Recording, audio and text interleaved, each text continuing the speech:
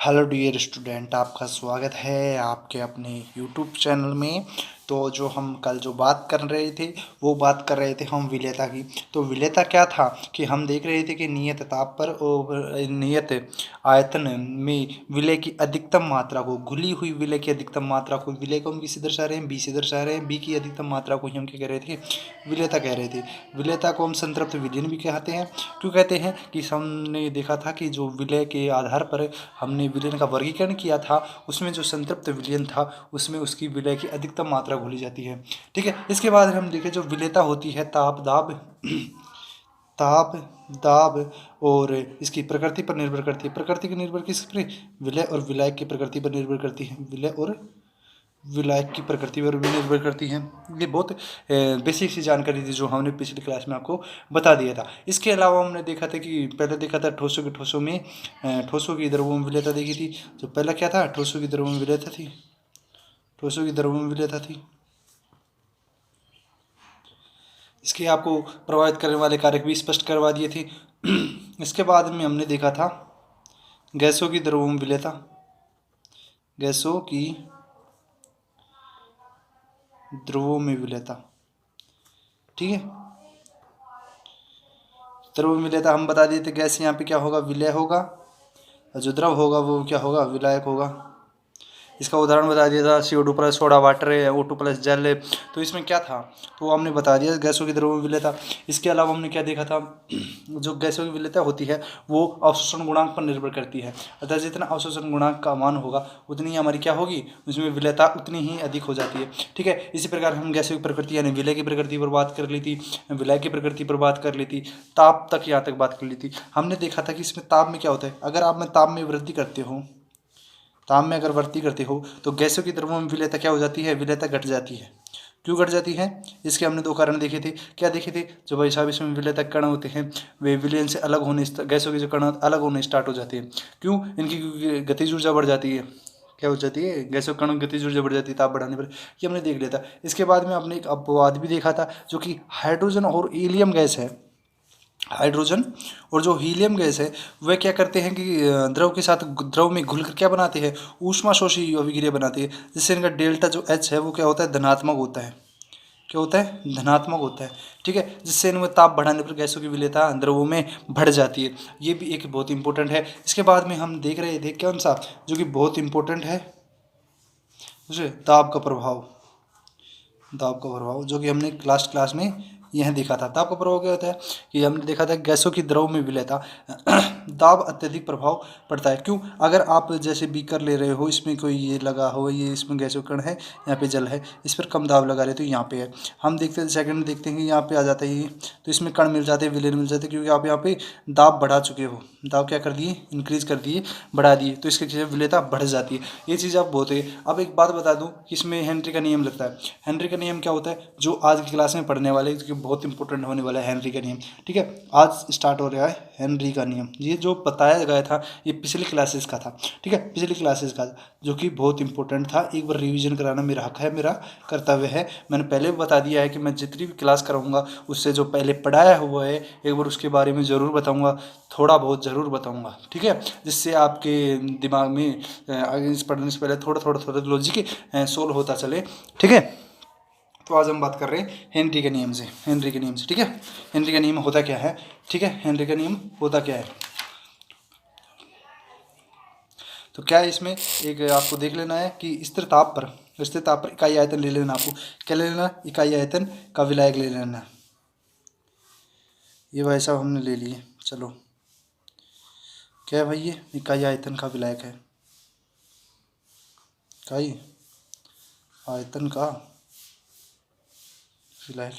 ठीक है, अब इसमें आपको क्या देखनी है कि इसमें विलय की मात्रा मान लेते हैं हम, इसमें m है। इसमें विलय की मात्रा क्या है, m है। ठीक है, विलय की मात्रा कितनी है, m है। ठीक, इसमें विलय की मात्रा कितनी है, m है। अब देखते हैं कि यहाँ पे पृष्ठ है, ये विलायक का पृष्ठ। ठीक है, विलायक का पृष्ठ, ये पिस्टन लगा देते हैं हम। ठीक है, यहाँ पे हम देख लेते हैं साम्यावस्था की स्थिति दर्शा देते हैं। साम्यावस्था की स्थिति दर्शा दी है भाई। ठीक है, अभी यहाँ पे कौन सी स्थिति कर रहे हैं, हम स्थिर ताप पर बात कर रहे थे। हम स्थिर ताप पर क्या देख रहे हैं, स्थिर ताप पर क्या होना चाहिए भाई, स्थिर ताप पर। स्थिर ताप पर इकाई आयतन के विलयन में विलायक में विलय की मात्रा m, साम्यावस्था में विलयन के विलायक के पृष्ठ पर लगने वाला दाब। ठीक है, विलायक के पृष्ठ पर साम्यावस्था में लगने वाला दाब।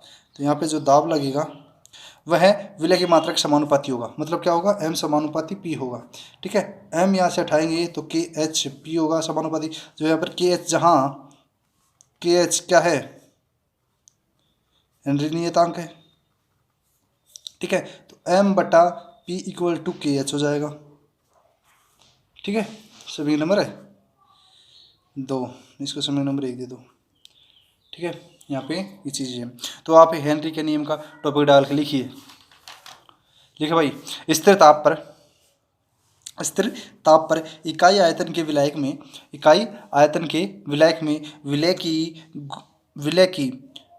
विलय हुई गैस की मात्रा को माना m, ब्रैकेट में लेना m।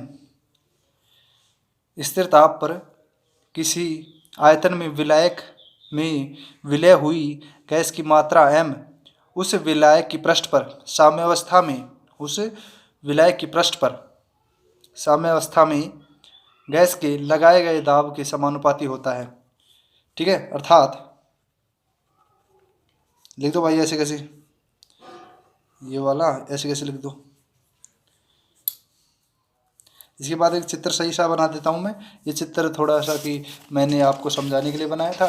जैसे आपको एक अच्छा सा चित्र और बना देता हूँ जिससे आपको समझ में आ जाए।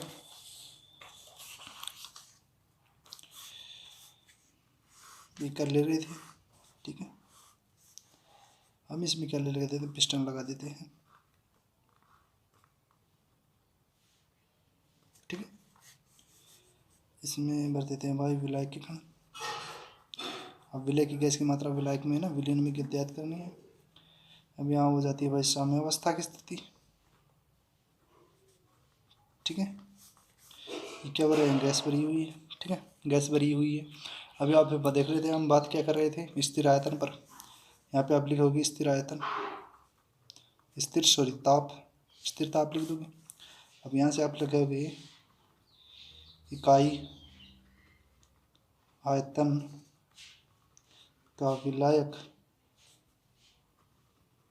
ठीक है, ये है जो साम्यावस्था है। ठीक, ये जो है ये पिस्टन लगी हुई है। यहाँ पे आपको दाब देखना है, साम्यावस्था में आपको दाब देखना है। ठीक है, ये जो डायग्राम है उसमें उतार लेना।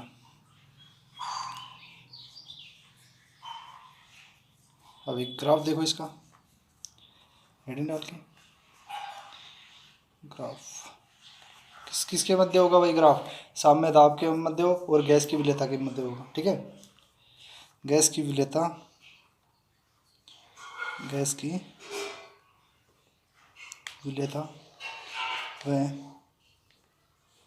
साम्य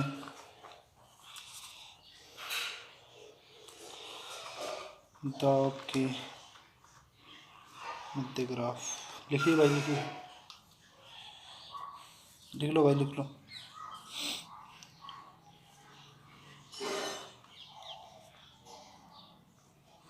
क्या होगा, स्ट्रेट आर्क प्राप्त होगा हमें इसमें। ठीक है, साम्य दाब, इसमें क्या होगा, स्ट्रेट लाइन प्राप्त होगी।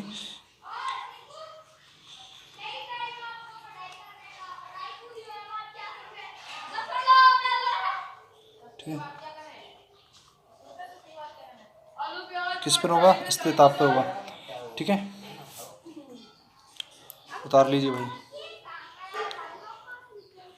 विशेष डालिए, स्पेशल विशेष, वो वाला विशेष नहीं है कि नाम बता दो विशेष, हाँ भाई मेरा नाम आ गया विशेष। ठीक है, वो नहीं है, विशेष लिखिए। मैं भी लिख देता हूँ, चलो साथ के साथ में। यदि द्रव विलायक में एक से अधिक यदि द्रव विलायक में एक से अधिक गैस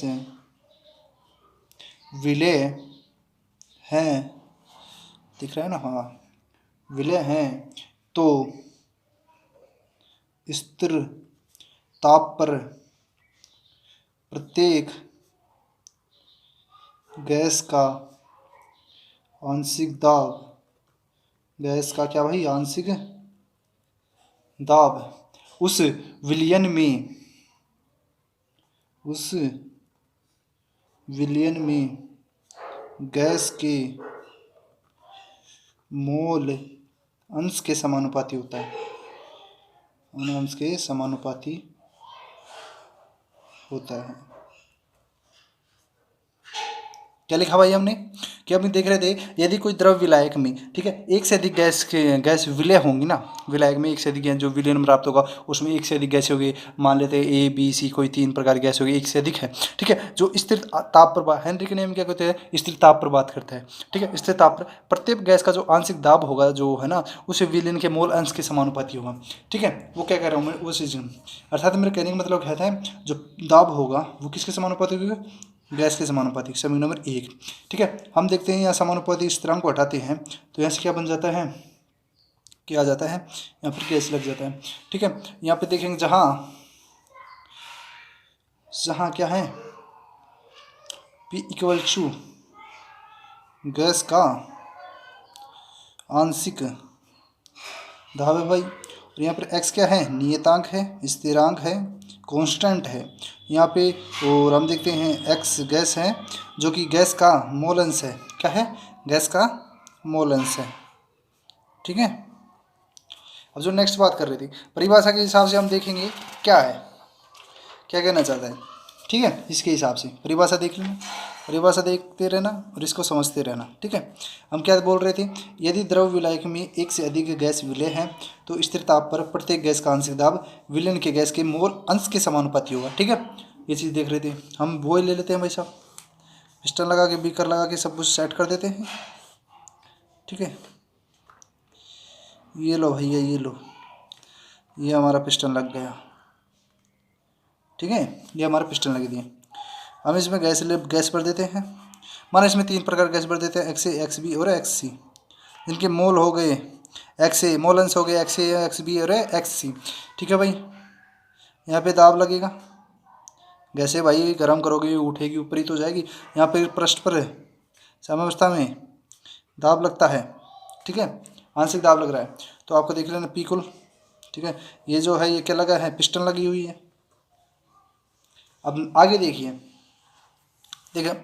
यदि द्रव विलायक में एक से अधिक गैस, हमने मान ली एक्स ए, एक्स बी, एक्स सी के मोल अंश हैं, जहाँ गैसें कौन कौन सी हैं, ए बी सी होंगी, क्या होंगी, ए होगी, बी होगी और सी होगी, गैस 3 होगी, ठीक है। स्थिर ताप पर कहाँ होना चाहिए भाई, कहाँ होना चाहिए भाई, स्थिर ताप होना चाहिए, फिक्स ताप होना चाहिए। गैस का जो आंशिक दाब होगा, यानी P A, P B, P C, ये आंशिक दाब है, उस विलयन के मोल अंश के समानुपाती होगा, ठीक है, मोल अंश के समानुपाती। समीकरण 1 समीकरण 2 नहीं दिया हमने, समीकरण 1 व 2 नहीं दिया, ठीक है, दे देते चलो इसको, विशेष के बाद में हमने देख रहे थे वहीं से देंगे, 1 2 दे दिए थे, ठीक, इसके बाद हम देते 3 नंबर, इसके बाद देते 4 नंबर, ठीक है। अतः समीकरण 4 से लिखेंगे, परिभाषा है ना, अतः समीकरण 4 से, क्या भाई 4 से, जो आंशिक दाब होगा वो मोल अंश के समानुपाती होगा, पी बी इक्वल्स टू क्या होगा, के एक्स बी होगा, पी सी इक्वल टू क्या होगा, कि एक्स सी होगा, ठीक है। अब हम देखते हैं यहाँ से डाल्टन क्या कहते हैं, डाल्टन की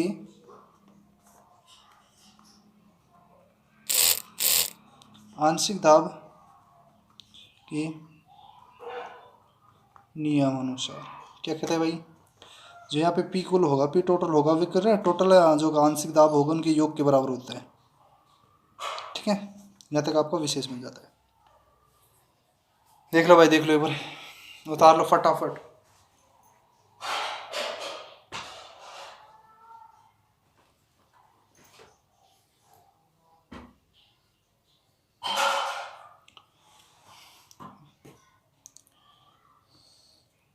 एक क्वेश्चन लिखिए, ओके, क्वेश्चन लिखिए फटाफट से, देरी न करते हुए। स्थिर ताप पर किसी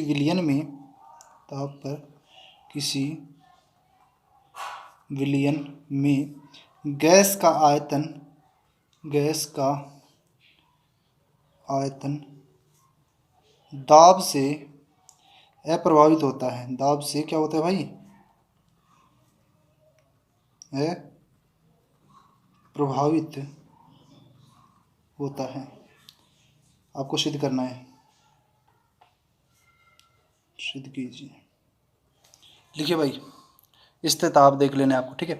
स्थिर ताप पर क्या करना है आपको? किसी विलयन में जो गैस का जो दाब आयतन होगा वह दाब से अप्रभावित रहेगा, ये आपको सिद्ध करना है, ठीक है। मेरे कहने का मतलब क्या है, आपको जो V होगा, जो आयतन होगा, आपको कांस्टेंट दिखा देना है, नियत दिखा देना है। आप नियत दिखा दोगे आयतन को, तो आयतन नियत हो जाएगा, तो गैस का आयतन दाब से अप्रभावित हो जाएगा, सीधी सी बात है, ठीक है। इसके लिए हम क्या करेंगे, सोल्व करते चलो इसको। हम देखते हैं कि आदर्श गैस समीकरण क्या कहती है भाई। आदर्श गैस समीकरण याद है? 11th पढ़े होगा, 10th में पढ़ा होगा। पी बराबर क्या होता है? NRT होता है, ठीक है। मोल बराबर, जिसे हम N से दर्शाते हैं, द्रव्यमान, जिसे हम W या स्मॉल m से दर्शाते हैं, बटा मोलर द्रव्यमान। हाथ थोड़े तेज चला रहा हूँ क्योंकि वीडियो बहुत लंबा हो गया था, पिछली वीडियो पे बहुत लंबी हो गई थी, जिसे कैपिटल M से दर्शा रहे हैं, ठीक है। N बराबर है M बटा M। समीकरण नंबर 2, समीकरण 2 का मान समीकरण 1 में रखने पर, समीकरण 2 से N का मान समीकरण 1 में रखने पर, समीकरण 1 में रखने पर तो क्या हो जाएगा भाई? P बराबर स्मॉल m बटा कैपिटल M RT, ठीक है। तो यहाँ से P उधर भेज देंगे, V बराबर क्या हो जाएगा?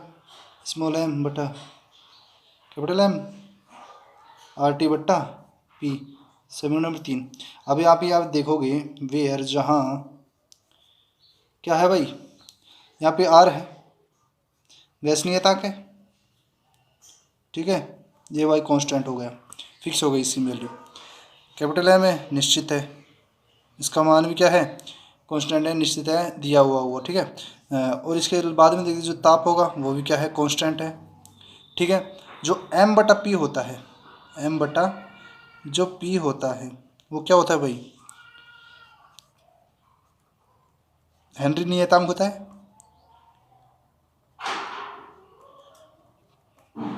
तो ये भी क्या हो जाएगा? कांस्टेंट हो जाएगा। टोटल मिला के हमने देखा, R भी नियत हो गया, ताप भी नियत हो गया, मोलर द्रव्यमान भी नियत हो गया, M बटा P जिसे हमने हेनरी नियतांक बोला था वो भी क्या है? कांस्टेंट है। तो जो कुल मिलाकर जो भी वैल्यूज़ है वो सारी क्या हो गई? इस तरह कांस्टेंट हो गई। तो हम कह सकते हैं कि हेनरी के नियमानुसार, हेनरी के नियमानुसार जो V होगा वो भी क्या होगा भाई? कांस्टेंट हो जाएगा, ठीक है। समीकरण नंबर 4, ये आपको सिद्ध करना था। अर्थात उपरोक्त समीकरण से स्पष्ट है कि V आयतन का मान स्थिर रहता है, अर्थात स्थिर ताप पर किसी द्रवीय विलयन में गैस का आयतन, द्रवीय विलयन में गैस का आयतन दाब से अप्रभावित रहता है,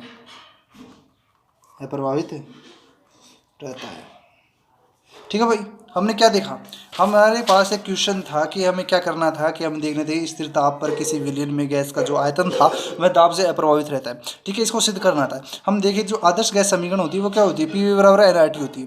पी बराबर क्या होती है, एनआरटी होती है। हमें एन का मान रखते हैं, हमें पता है कि एन बराबर क्या होता है, मोल होता है। तो मोल का बराबर द्रव्यमान बटा क्या हो जाएगा, मोलर द्रव्यमान। तो हम जो समीकरण 2 से एन का मान है समीकरण 1 में रख देते हैं, पुट कर देते हैं वही शब्द। तो पी बराबर क्या बन जाता है, एम आर टी बटा एम बन जाता है। ठीक है, एन का मान एम बटा एम है। ठीक है, तो यहाँ से देखिए आर क्या है, कांस्टेंट है, गैस नियतांक है। टी क्या है, ताप है जो कि निश्चित होती है।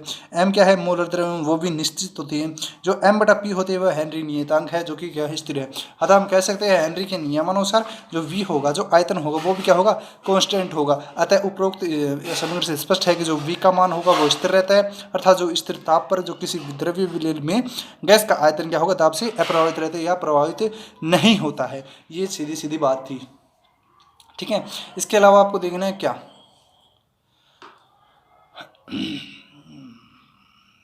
सीमा लिखवाने की कोई ज़रूरत नहीं, छोड़ो। ठीक है, एक और क्वेश्चन लिखो। क्वेश्चन मैं लिख देता हूँ, बोल लूँगा भाई, बस आपको लिख लेना है। क्वेश्चन लिखा देता हूँ मैं, क्वेश्चन नंबर 2। हेनरी के नियम का दैनिक जीवन में क्या उपयोग है। ठीक है, ये आपको बताना है। इसका आंसर मैं बोल देता हूँ, 1 नंबर लिखो, पहले समझ लो। अब देखो, आप जो आप कोल्ड ड्रिंक खोलते हो, कोल्ड ड्रिंक में जो लेके आते हो, पेप्सी, कोको, ये भी जो भी है वो चीज़ें देखते हो तो उस पर क्या भरती है, उसमें CO2 भरी जाती है। ठीक है, CO2 भरी जाती है किस पर, बहुत अधिक दाब पर भरी जाती है। उसकी जो मात्रा, दाब की मात्रा है बहुत अधिक दाब पर भरी जाती है CO2। सोडा वाटर हो गया। ठीक है, तो ये हेनरी के दैनिक उपयोग में काम आता है, जो कि जिसकी मात्रा दाब के समानुपाती है। ठीक है, तो ये भी क्या हो जाए, हेनरी के नियम के अकॉर्डिंग आ जाती है। इसके अलावा हम देखते हैं जो पर्वतारोही होता है। पर्वतारोही क्या होता है, जो कि जैसे शिखर पर चढ़ते हैं, पहाड़ों पर जो टूरिस्ट होते हैं जो पहाड़ चढ़ते हैं, माउंट एवरेस्ट पर जाते हैं, तो वो क्या करते हैं कि अपने साथ एक जो सिलेंडर लेके जाते हैं पीछे, जिससे उनके जो कि है ना श्वसन में ऑक्सीजन लेने में कोई दिक्कत ना हो। ठीक है, क्योंकि आप जितनी जितनी हाइट पे जाते जाओगे ना, वहाँ पर आपको क्या बन जाते हैं, ऑक्सीजन की क्या होती है, मात्रा कम होती है। ठीक है, जो भी उसमें भी ये जो है जो हेनरी के नियम में दैनिक जीवन में उपयोगी हो जाती है। इसके अलावा हम देखते हैं, हम जो गोताखोर होते हैं, जो गोताखोर कौन होते हैं, जो समुद्र में छलांग लगाते हैं, मछलियाँ ढूंढते, वो सॉरी, जो भी समुद्र में जो गोता लगाते हैं उन्हें गोताखोर कहते हैं। तो वो बहुत नीचे जाते हैं ना, जैसे जैसे वो नीचे जाते जाते हैं, जैसे जैसे भी क्या कहते हैं, समुद्र के जो तल में जाते जाते हैं ना, तो उन पर पानी का है ना दाब उतना ही है ना बढ़ता हुआ चला जाता है। ठीक है, तो बढ़ता हुआ चला जाता है तो उस रक्त के प्रभाव होने लगता है। अगर अचानक से वो ऊपर आते हैं ना, तो एकदम से दाब घटने की वजह से उनकी क्या हो जाती है, मृत्यु भी हो सकती है। इसलिए वो क्या करते हैं, हेनरी के नियम के अनुसार वे अपने साथ एक सिलेंडर लेके जाते हैं। तो ये जो बताया गया है ये भी हेनरी के दो दैनिक जीवन में उपयोगी सामान है, जो इसका फर्स्ट लिख लो आप। ठीक है, फर्स्ट लिखो, सोडा वाटर में CO2 गैस हेनरी के नियम अनुसार विलय होती है। सोडा वाटर में CO2 गैस हेनरी के नियमानुसार विलय होती है। ठीक है, 2 नंबर लिखिए, 2 नंबर लिखिए, गोताखोर जब समुद्र में नीचे जाते हैं तो उन पर दाब बढ़ता है, जिससे रक्त में O2 की विलेयता बढ़ जाती है, जब गोताखोर अचानक समुद्र की सतह पर आ जाता है तो दाब अचानक कम होने के कारण O2 की विलेयता रक्त में कम हो जाती है और ये रक्तवाहिनियों से बाहर निकल जाती हैं और रक्तवाहिनियों से बाहर निकल जाती हैं। इससे नलिकाएं फट जाती हैं। इससे नलिकाएं फट जाती हैं और गोताखोर की मृत्यु हो जाती है। और गोताखोर की मृत्यु हो जाती है। इसे इसे क्या कहते हैं? बैंड क्रिया कहते हैं। इसे बैंड क्रिया कहते हैं। ठीक है, इसे रोकने के उपाय देख लो।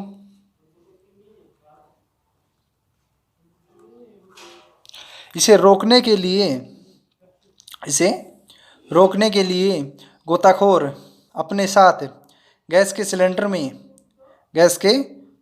में O2 के साथ N2 व नाइट्रोजन व हीलियम साथ लेके जाते हैं, जिससे विलेयता कम होती है। जो ऑक्सीजन की जो विलेयता होगी, ठीक है, विलेयता कम होती है। इसके बाद देखो आपकी जो विलेयता ऑक्सीजन, आपको सिलेंडर में N2 और हीलियम ले जाने के क्या फ़ायदे होंगे? ये उसमें विलय कम होने देती है। जो ऑक्सीजन की जो मात्रा होती है हमारी रक्त में, इसकी विलय जो होगी जो कम घुलेगा, जिससे हमारी जो अचानक से आप ऊपर भी आओगे ना, तो आपकी जो नशे का जो दाब है ना, वो स्थिर रहेगा, यानी कि इनमें ज़्यादा फर्क नहीं पड़ता है। ठीक है, नेक्स्ट लिखिए आप तीसरा लिखिए। पर्वतारोही जब पहाड़ों पर जाते हैं तो वहाँ दाब कम होने के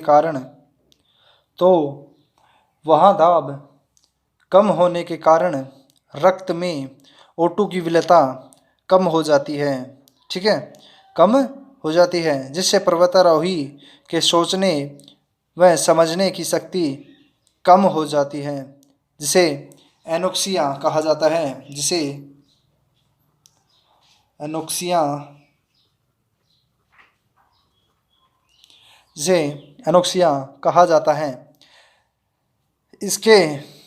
इसके बचाव के लिए उच्च दाब पर O2 के गैस से भरे हुए सिलेंडर ले जाते हैं। ठीक है, ले जाते हैं। तो ये आपकी हेनरी के नियम से जो दैनिक जीवन में उपयोग था वो था। ठीक है भाई, ठीक है, हेनरी के नियम से देख लिया आपने। क्या देखा? 2 क्वेश्चन कराए जो कि बहुत इंपॉर्टेंट थे। अगर परीक्षा में पूछता है तो सही है बात, अगर नहीं भी पूछता है तो आपके जो जनरल नॉलेज के लिए ये था क्वेश्चन, जो आपको पता होना चाहिए था, या पहले से आपको पता होगा। ठीक है, इसके आज जो नेक्स्ट क्लास देखेंगे हम कल, वो देखेंगे द्रवों में विलेयता।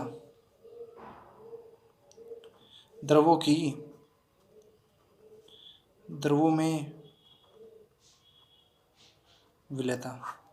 ठीक है, ठोसों की द्रवों में विलेयता पढ़ ली साहब, गैसों की द्रवों में विलेयता पढ़ ली। अब जो बात करेंगे वो द्रवों में विलेयता की बात करेंगे। तो यहाँ जो विलायक होगा वो वाष्पशील होगा, द्रव होगा। यहाँ पे विलय हम 2 प्रकार से देखेंगे, या तो वाष्पशील होगा या अवाष्पशील होगा। ठीक है, इसके जो थोड़ी सी इंफॉर्मेशन बता देता हूँ, जिससे जो कल की क्लास होगी ना उसमें हम डायरेक्ट स्टार्ट कर देंगे। ठीक है, यहाँ पे जो विलायक होगा वो क्या होगा? वाष्पशील होगा।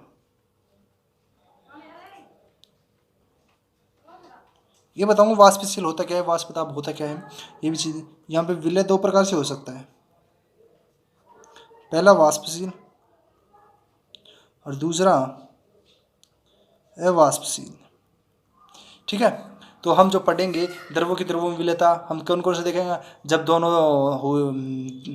द्रव क्या होंगे? वाष्पशील होगा, और जब एक द्रव अवाष्पशील होगा और दूसरा वाष्पशील होगा। इस आधार पर 2 प्रकार से पढ़ेंगे। ठीक है, तो अब देखना, जब बंद पात्र में, चलो सेकंड पेज ले लेता हूँ।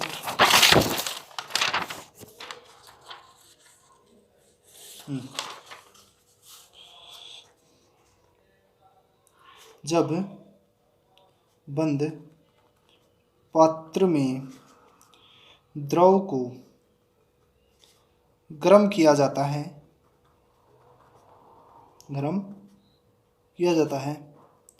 तो द्रव का वाष्पन होता है। ठीक है, द्रव का क्या होगा? वाष्पन होगा।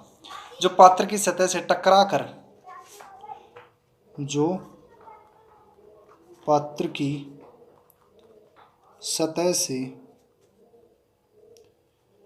टकराकर, ठीक है, पात्र की दीवार से जो टकराएगा और पुनः आप वो क्या करेगा, द्रव में परिवर्तित हो जाएगा। क्या कर रहे हो आप, जब बंद पात्र लेते हो, ठीक है, ठीक है, बंद पात्र लेते हो, अब उसको आप कर रहे हीट कर रहे हो, हीट करोगे तो वो वाष्पन में बदलेगा, और वाष्पन जो बंद होगा वहाँ से दीवार से टकरा के वापस उसकी जो भाप बनी थी वो किस में कर लेगा, वापस वे जल में परिवर्तित हो जाएगा, द्रव में परिवर्तित हो जाएगा, बूंद टपक टपक के वापस उसमें कन्वर्ट हो जाती है।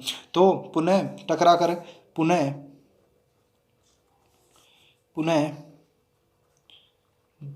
द्रव की पृष्ठ पर दाब लगता है, इसे वाष्प दाब कहते हैं, इसे वाष्प दाब कहते हैं। ठीक है, क्या है कि आप हीट कर रहे हो किसी भी द्रव को, वो वाष्प में बदलेगा, वाष्प पात्र की दीवार से टकराएगा, वापस से वो क्या करेगा, द्रव की जो पृष्ठ पर होगा उस पर क्या लगाएगा, बल लगाएगा, उस बल को उस दाब को हम क्या कहेंगे, वाष्प दाब कहेंगे। ठीक है, किसी द्रव की वाष्प के द्वारा हम क्या कर सकते हैं, उस द्रव की पृष्ठ पर लगाए गए दाब को हम वाष्प दाब कह रहे हैं। ठीक है, ठीक, यहाँ हम देखते हैं वाष्पन की दर है ना संघनन की दर के बराबर होती है। यहाँ पे अब वाष्पन में बदल वो द्रव में बदल रहा है, तो इनकी जो क्रिया होती है ना वो क्या होती है, समान होती है। ठीक है, हाँ ठीक है, नोट ला के लिख लो आप, नोट, यहाँ वाष्पन की दर संघनन की दर के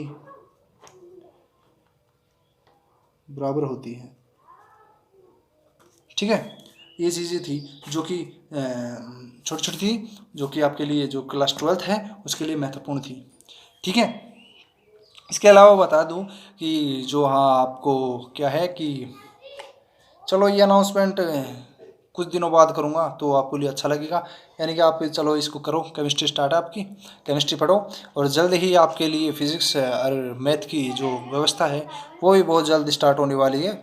तो आप खुशी बनाइए, क्योंकि आपको फिज़िक्स भी यहीं पे मिल जाएगी, केमिस्ट्री भी यहीं पे मिल जाएगी, और इसी के साथ में मैथ तो है ही है। ठीक है, तो यह तीनों चीज़ें आपको यहाँ पे मिल जाएंगी, तो आपके लिए सोने पे सुहागा हो जाएगा।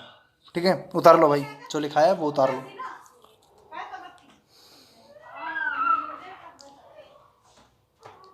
और अपने दोस्तों को भी शेयर कर दिया करो यारो, अपने दोस्तों के पास भी शेयर करो, क्योंकि यार पढ़ाई स्टार्ट हो गई है।